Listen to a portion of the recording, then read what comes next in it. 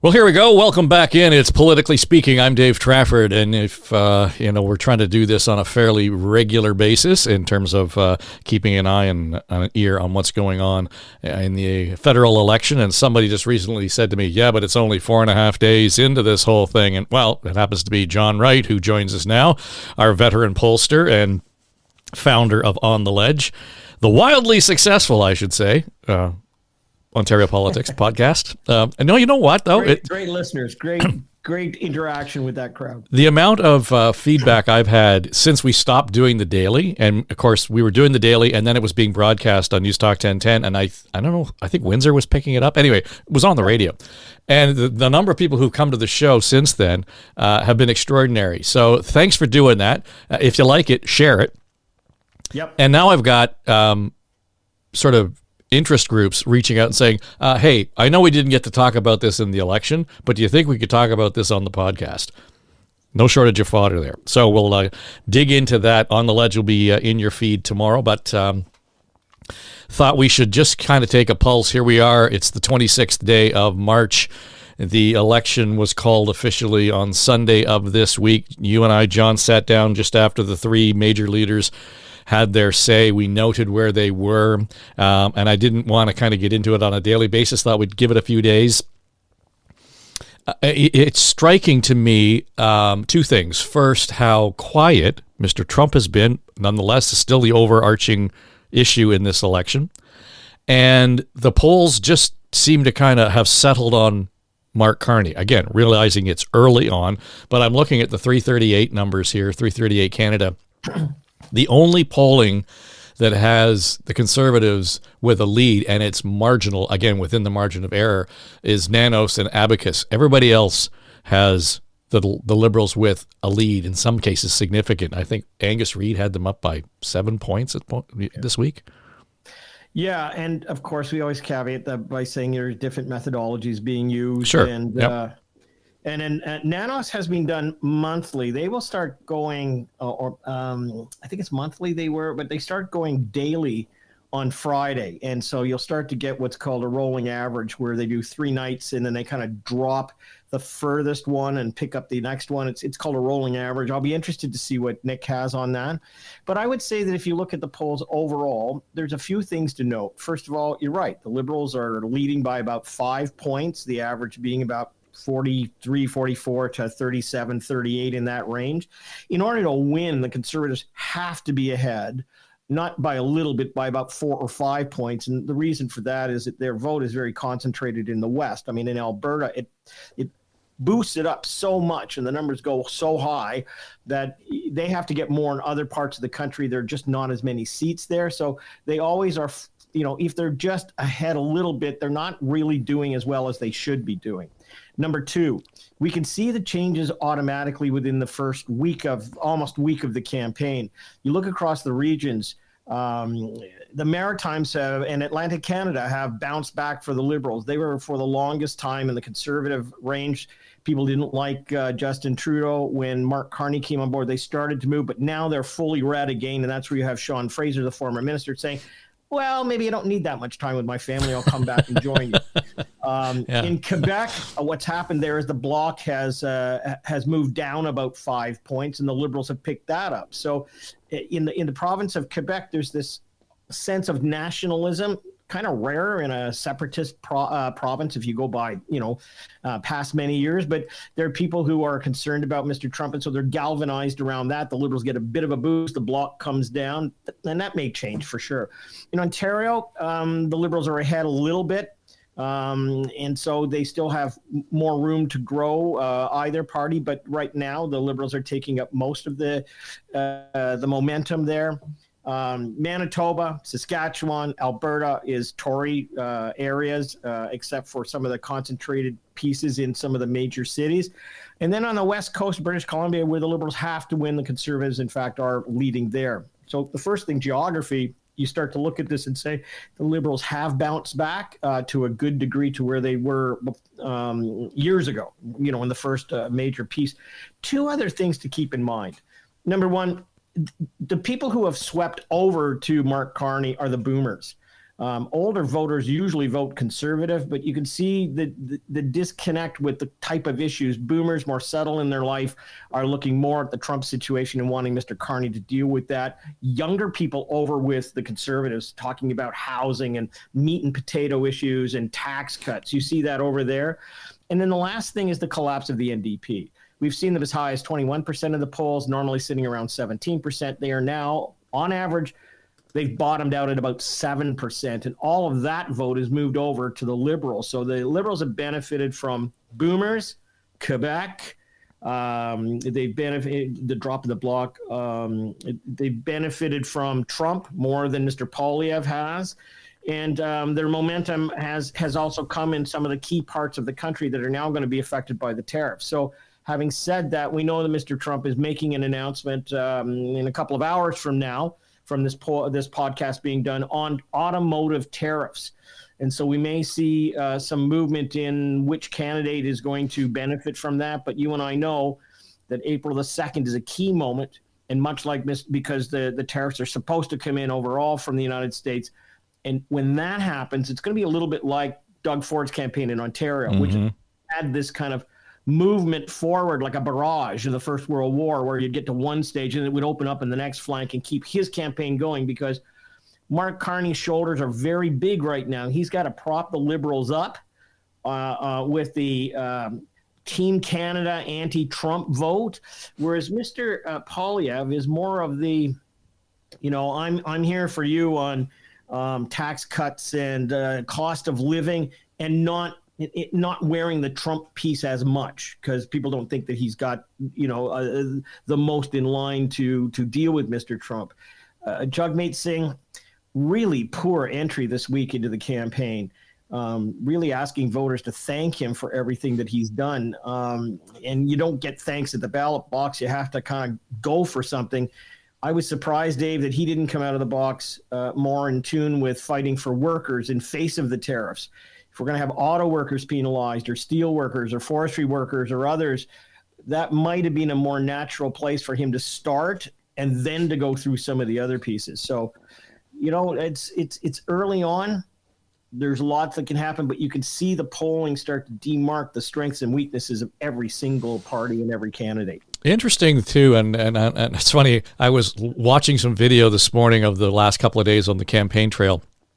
And then I was listening to you on the radio this morning with John Moore. And just as you're saying this, I'm watching the video of Mark Carney, open collar shirt, sleeves rolled up. He's got the family with him. And I thought, okay, they've made an effort to try and humanize this guy. You mean Poilievre? Poilievre, sorry. Yeah. Yeah. Well, and you know what? The thing that we've talked about on this program is really, you look at, when you come to these kind of contests, yes, it's about policies, but otherwise it's about the character of the leadership. And Mr. Poilievre's character has been very combative, very negative, very nasty, as people will say. I mean, you can see that in the polls. That's what they say. And it's turned some people off. I had said to you and with you some many months ago that there was no need for that. I mean, he had the Liberals by the throat. And he could have been softening up a bit. Now we're into the first few days of the campaign, and it's changed. You're absolutely right. He's out with the open collar. He's holding a child with him every time he gets up, pretty much in the big rallies that he has to try and soften that image. He's with his wife a lot. He's trying to talk a little softer, but every once in a while in a press conference, you'll get that old bang, to the face of a reporter, or a harsh word, or a challenge that's come through. So, part of this is character that they're trying to soften. You can see that they know this, and they're trying to adjust him to make him a little more friendly, a little more open. Mm-hmm. Yeah, and it's interesting to me that it took them this long to get there. I mean, to your point, this was one of those things that was probably fixable back in October. And kind of have a gradual, slow glide to the landing. Now, and Mark Carney's out there making a first impression. Mr. Poilievre has already made his first impression, and I think it's ironic that his campaign slogan is change, and he can't. Yeah, I would say, though, I want to throw down a marker. Okay, you ready for this? Yep. I want to say, weeks from now, and even on election day, there may be some people who say that they're with Mr. Carney in the Trump situation, but throw their lot in the Conservatives for their own pocketbook. I would not toss away Poilievre, even if the numbers are close. We've seen it in the United States, where in the first time that Trump ran, there were what I'd call, embarrassed Republicans or others who wanted to join but didn't quite join. We saw less of that in the second run. I think, you can all be for the country, but it depends as well on how you feel about tax cuts and a series of other things that might visit you. And there's an interesting part about that. I mean, Mr. Poilievre has now said to those boomers, hey, when you reach 65, that's what it's going to be. I'm going to give you more money in your pocket with a lower tax rate, and we're going to keep it there, whereas the Liberals were going to raise it to maybe 66 or 67 years of age for that. We've got him making the nod now to other, boomers, but other people who are younger and saying, you know what, we'll keep that pharmacare and that dental program. If you're enrolled in it already, you get to keep that. So you can see, the shift in the policy, the shift in the tone. And there may be some who at the end of the day, depending upon where we are, look at this and say, you know what, I don't really like his tone, but I'm willing to go with him. Mr. Carney hasn't been attacked much, hasn't made a lot of mistakes.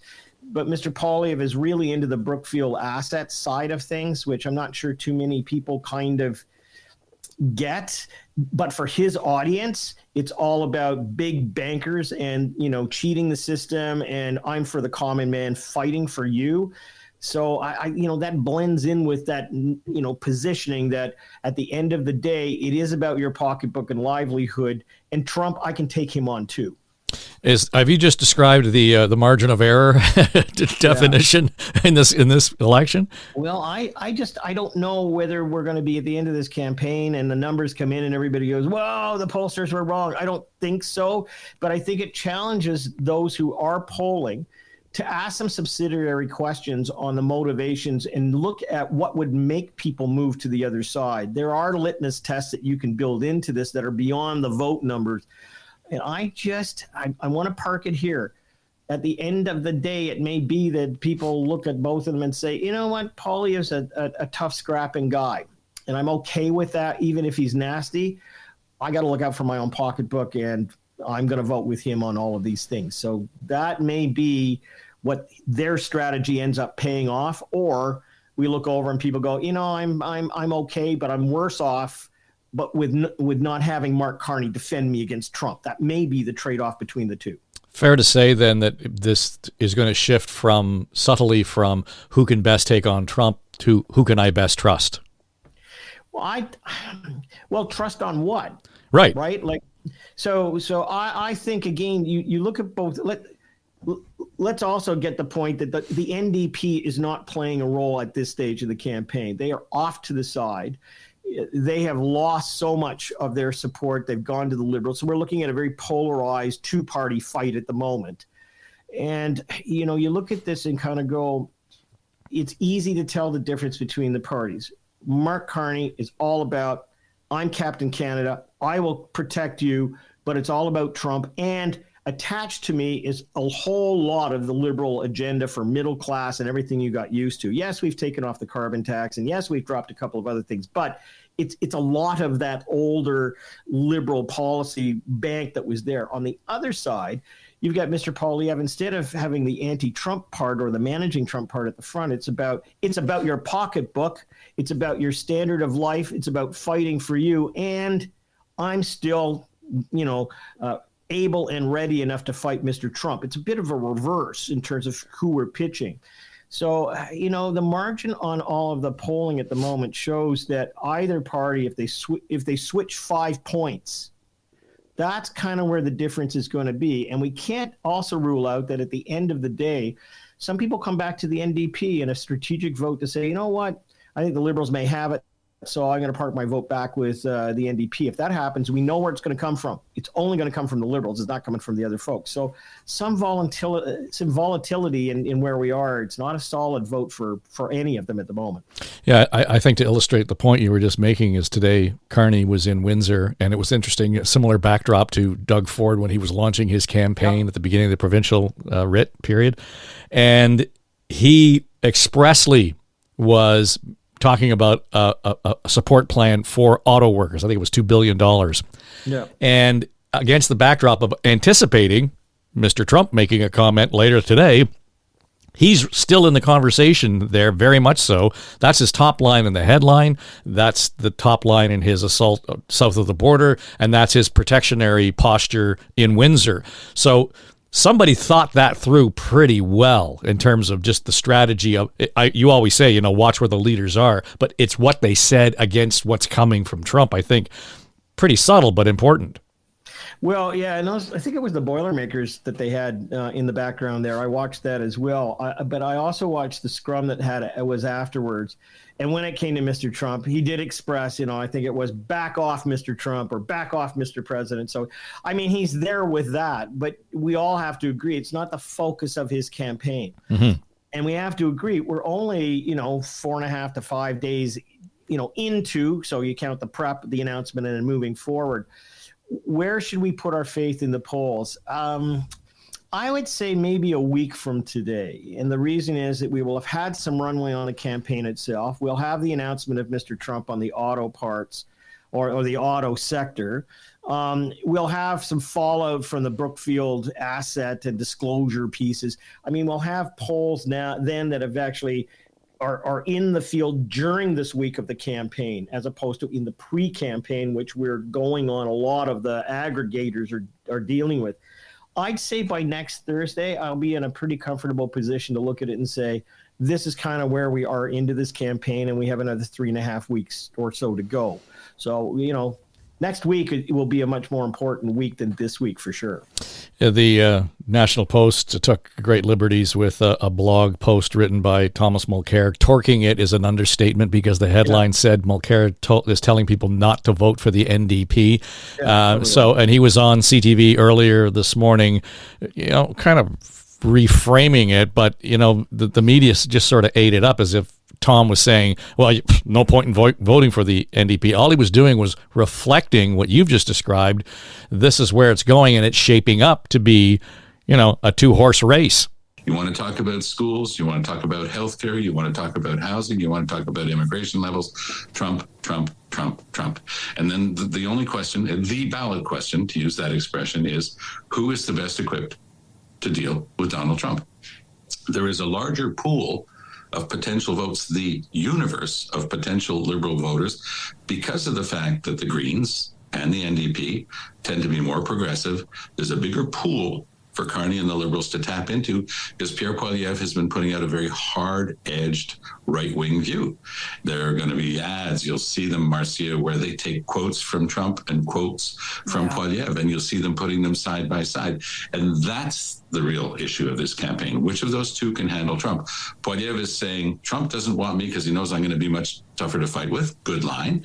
Is it going to bear out? Is it going to work? To your question, whether the NDP can turn this thing around, it's never over till it's over. I lived that in the 2015 campaign. Things can shift very quickly, but I just don't see, based on my experience and my analysis of what's happening now, what those issues could be that could turn things around for the NDP and get them back into the 20% territory that, you know, traditionally has been the zone, more or less. There have been much better elections like that than like the 2011 Orange Wave, but overall, you know, that 20% zone plus or minus a couple was the traditional territory for the NDP. And right now, you know, and I don't think you can blame and fault Singh for it personally, but right now people are just saying, not this time. The issues are too real. The threat is too real. We're going over to Carney's Liberals. I dare say, as insightful as Tom is, there wasn't anything really controversial in that. The only thing I would say, and based on what you just said, and his final point was, there's still a lot of time to go. So I can see how the NDP get their back up, thinking you've kicked us out of the race, and we're not even a week into it. Well, the only thing I would disagree with him on is that people do disagree with Jagmeet Singh. I mean, he's not, you know, in every poll that's done on leadership, he comes way down the pipe. And a lot of that just has to do with his reputation of having hung in with the Liberals for this long period of time. And yes, he was able to force the government to do things, but he didn't get a lot of credit from that. But I go to the opening statements of all three of the campaigns. I'm going to discount the Greens. They're just not credible, and they haven't been for years. With co-leaders and all that nonsense. I would say that there was a fairly straightforward articulation of the campaign planks that you would expect from the Liberals and the Conservatives as they launched into the first couple of days. And brilliant on Poilievre to go in the hour or the 45 minutes before Carney announced formally at Government House, at the Governor General's residence, so he could get his piece out to the media. So you watch that. Then you watch the NDP, and it's as if they were fighting the last campaign. Like they weren't here. They weren't present in Donald Trump is going to threaten our workers, and we've got your back, and we're going to go for starting at that premise. And as a result, people looked at them and went, I'm not going to vote for you just to thank you for what you did. It wasn't until about, 2/3 of the way into that presentation that Jagmeet Singh, with his background, kind of started into his campaign rhetoric. So I have to blame the leader. At the end of the day, there has to be an adult in the room that takes responsibility. I mean, you're the leader, and you're saying what you want to say. And I think that the NDP going into this race comes at it with a disadvantage because naturally they've been seen as enablers for the Liberals and really haven't distinguished themselves other than, look what we got you together, and now he's gone and I'm left on my own. You had a chance to come into this race and be current, like absolutely current, and you missed your shot. And they're trying to make up for it, but you never get a second chance to make a first impression. And it's also regional. The NDP are decimated. I mean, when you look across right now, whereas the Liberals have won back Atlantic Canada, they're stronger in Quebec. They've got momentum in Ontario. The NDP and the Conservatives can battle it out to a degree in British Columbia, but the Liberals are in contention again. It just doesn't bode well for the NDP to come out of this. Looking now at it, as you're right, I don't know where we're going to be 3.5 to 4 weeks from now before the vote. But right now, I just don't see where they play that part amongst two really polarized parties going to go at it pretty hard and galvanize most of the coverage across this country. Before we go, you and I were talking on the weekend as well about the decision by the campaign organizers for the Conservatives not to have a media bus or a plane. And I know that sounds like media whining because we can't do this. And just for the record, when we were on the campaign planes, we paid our way. We paid for our seat. We paid for our food. We paid for the electricity. We paid for everything that we used on that campaign. So it was not a cost to the party. It doesn't matter whose campaign we were on. The excuse being, it's too expensive, et cetera, and people can do this the way you and I are now doing our podcasts remotely and quite effectively. It's not the same as being in the room when, handshaking is going on and those sorts of things are happening, and relying on a pool feed is something else. It's a subtle thing, but I watched Pierre Poilievre today present, their campaign plane. I think they're in Hamilton. And for the most part, it would have only been the party organizers who were getting on that aircraft. To me, it just accentuated the fact that there wasn't media there who could actually stick a microphone in when he was getting hugs from the tarmac workers and all of those sorts of things. I think there's a mistake there on their part, and this is not a partisan thing or a media whine thing. I think that strategically, I'm not sure that helps them, given how close this is going to be. Well, I have to say that, if you go back to the Harper campaign, the last campaign that he did, it was very much, and into when he was prime minister, keep the media at bay. Yep. I'm only going to answer 5 questions and I'm gone. There was a distance between them, always. And there was a bit of an edge to all of that. In the first year of Doug Ford's term in office, it was nasty. There was a distance that was put towards him. There was a lot of theater where the premier would come down in the afternoon to make an announcement, and all the executive assistants would pour into a room and applaud. And the media were almost heckled at that stage, but they were kept quite far away. And in the last 18 months or so, we've seen Mr. Poilievre in even more of an accented way. Nasty. taking on, eating an apple in that famous clip. What do you know? Tell me, who are they? Badgering and all that sort of stuff. So true to form in a way, they've decided, the Conservative campaign and those who ran the last, were involved in Harper and involved in Ford, because there is a line that goes through all of these. They've decided that the less media scrutiny and questions that you have, the better it is. So to your point, what do you do now? Well, you walk out, you do your event, but there's a pool. So there's, one camera that feeds everybody. There, you're going to get some local people who are going to ask questions, but you're not going to get the Tonda McCharles and others, who would put the question seriously to them. And so it is controlling the media. We'll get over the fact, I think, pretty soon about the fact that they've done that. But it is a theme that runs through the Harper, the Ford, and the Poilievre years and the campaigns. The only thing I'd say is in the first year of the Ford Parliament, he came in at 40.5%, and with all of that work on the media and how things happened, they dropped to 28% of the polls.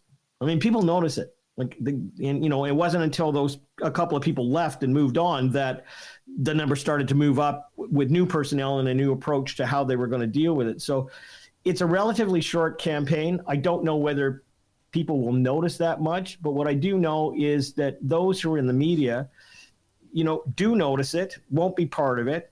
And maybe they take it out on the Conservatives in some of their broadcasting. I mean, they'll pick on certain points that maybe, wouldn't have been picked on before, but we'll see. But there's a theme that runs through that and a thread for different people involved in all three of those administrations. And it's the way it's been, and it's the way it's going to be. Yeah, it's going back, though, to my note about them trying to humanize Pierre Poilievre. And I think Doug Ford didn't need that. Everybody thinks Doug is the great guy next door.